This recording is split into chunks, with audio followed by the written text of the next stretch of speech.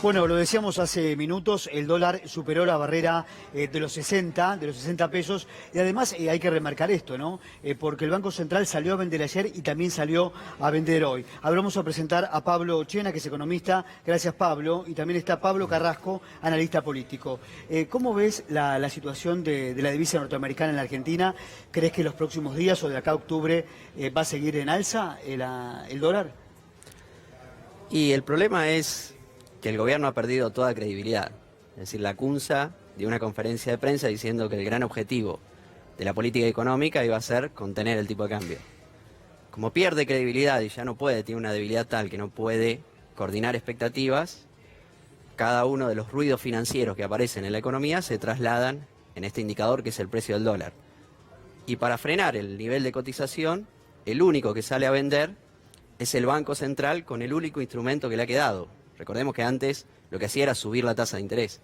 Subió tanto la tasa de interés que ya la tasa de interés dejó de ser un instrumento efectivo para controlar al dólar. Y solo le queda lo más básico de todo, que es salir a vender cuando el precio sube. Con la tasa de interés, un dato me parece muy importante. Si el gobierno quiere seguir subiendo la tasa de interés, ¿ya no basta con esto? No, ya la tasa de interés dejó de ser efectiva porque está en unos niveles tales que seguirla aumentando no tiene sentido, porque ya la gente dice, bueno, me estás ofreciendo que me vas a pagar en un plazo determinado por la tasa, vamos a suponer, no sé, en 6 meses un 50, 60%, pero el tipo de cambio se puede ir mañana, puede devaluarse 20, 30%. Entonces, ante una posible devaluación de un día que implica un aumento del precio del dólar del 15, 20% o 10%, dependiendo los tipos de devaluaciones que hemos vivido, la tasa de interés es inefectiva porque obliga a mantener la plata en pesos quieta, inmovilizada, durante mucho tiempo. Pablo, el gobierno sigue convencido de que hizo toda la tarea de forma correcta en el marco del acuerdo con el FMI. Todo lo que el FMI le pidió en ese documento, el gobierno argentino lo cumplió. ¿Llega o no llega el desembolso? Yo creo que el desembolso va a llegar porque la economía argentina ya está sobreajustada. Es decir, el gobierno tuvo una política económica que fue utilizar la deuda, la posibilidad de endeudamiento que daba el mundo en ese momento para ajustar la economía, en lugar de expandirla, en lugar de desarrollarla, para ajustarla. Entonces utilizó deuda para contraer la economía. Hoy tenemos una economía más chica y sobreendeudada. En ese programa de utilizar la deuda para contraer la economía, el Fondo Monetario estuvo de acuerdo en la sobreactuación fiscal, estuvo de acuerdo en el ajuste fenomenal que se ha ido haciendo, digamos, en el tipo de cambio. De hecho, la propuesta del fondo era prácticamente evitar las intervenciones cambiarias, y hoy la economía argentina está sobreajustada fiscal y comercialmente. Es decir, la economía argentina hoy tendría que estar en un escenario, si fuera por la economía real, con la destrucción de puestos de trabajo, de capacidad industrial que tenemos, etcétera, se ha logrado, vía caída fenomenal de importaciones, un equilibrio en la balanza comercial y prácticamente un equilibrio de cuenta corriente. Y también un equilibrio fiscal. Entonces, los equilibrios macroeconómicos habilitan a que el fondo nuevamente desembolse lo que había acordado. Pablo, saltamos a la cuestión política y mucho se ha hablado, porque uno va haciendo un resumen de la gestión del gobierno en lo económico y en lo político, y los trolls de Marcos Peña han actuado activamente durante estos años de la era de Cambiemos. Vos has hecho un informe, a ver. Sí, estamos por sacar un informe en el que lo que hicimos fue poner la lupa sobre esa cuestión que saltó, no sé si recuerdan, el 8 de agosto, en el que aparecieron unos bots que hablaban de caricia significativa, digamos, que saltó porque eran muy llamativos por su incoherencia, ¿no? Entonces, ahí llegó a los medios masivos, digamos, llegó a lugares donde no se discutía este tema de los trolls y los bots. Pero que hay un call center.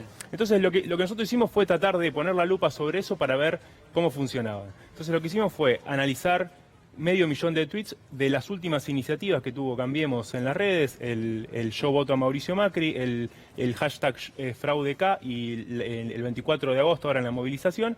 Y lo que encontramos fue que hay un 15% de cuentas del total que participó ahí que son cuentas automatizadas. Eso da un número aproximado de 12.000 cuentas automatizadas. Es un número grande. Ahora, nosotros lo que nos preguntábamos era, bueno, pero ¿para qué trabajan estas cuentas? ¿Qué es lo que efectivamente hacen? Entonces fuimos a ver, por ejemplo, cuáles son las 20 primeras cuentas que retuitean este ejército enorme de cuentas bots.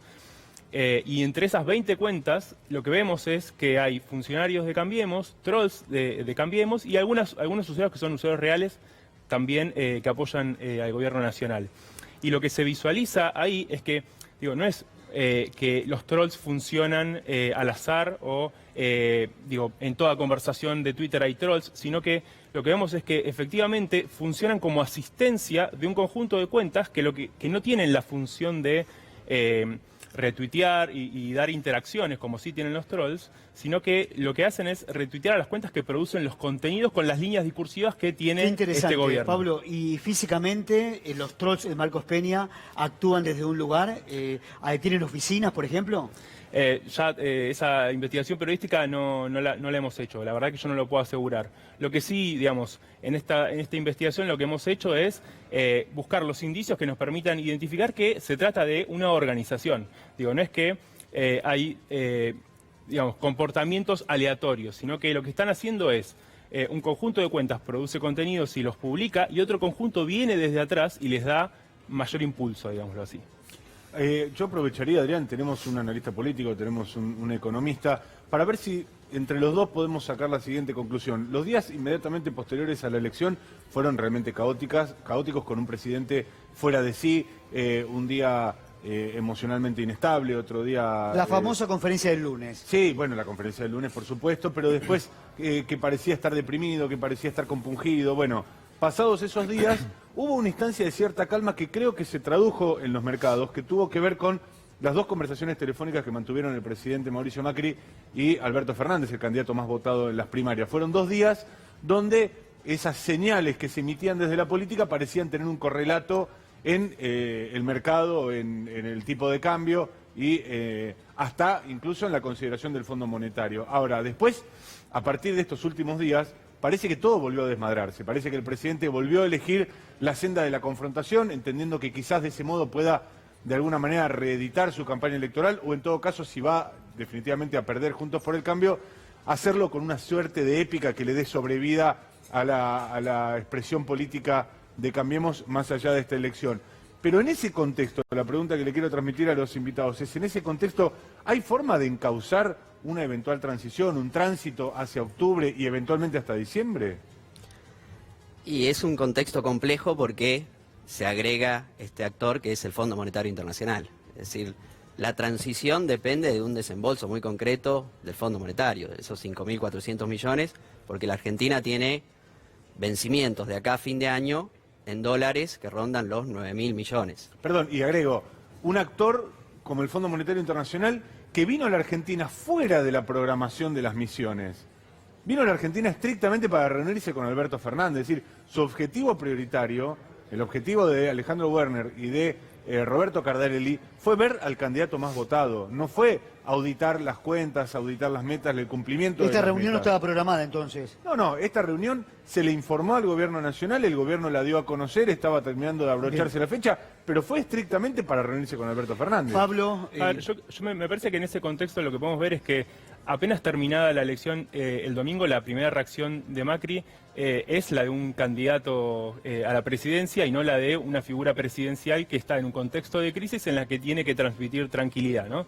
Y me parece que a medida que avanzó, digo, más allá de que después se haya arrepentido y haya hecho, digamos, también un mensaje en el que hablaba en otros términos, digamos, había un poco más de institucionalidad ahí, me parece que durante la semana pasada lo que pasó es que ese lugar de serenidad lo estuvo jugando Alberto Fernández, ¿no? Esta cosa de cuidar las declaraciones, de hablar por teléfono con Macri. Y me parece que lo que estamos reviviendo esta semana es que el gobierno vio que en esa dinámica, tenía que optar en una disyuntiva en la que efectivamente no quiero optar, que es o ser gobierno y hacerse cargo de una crisis, o ser candidato y jugar a octubre. Muchas gracias a ambos por haber venido, muy amables. Bueno, sí, después de la pausa...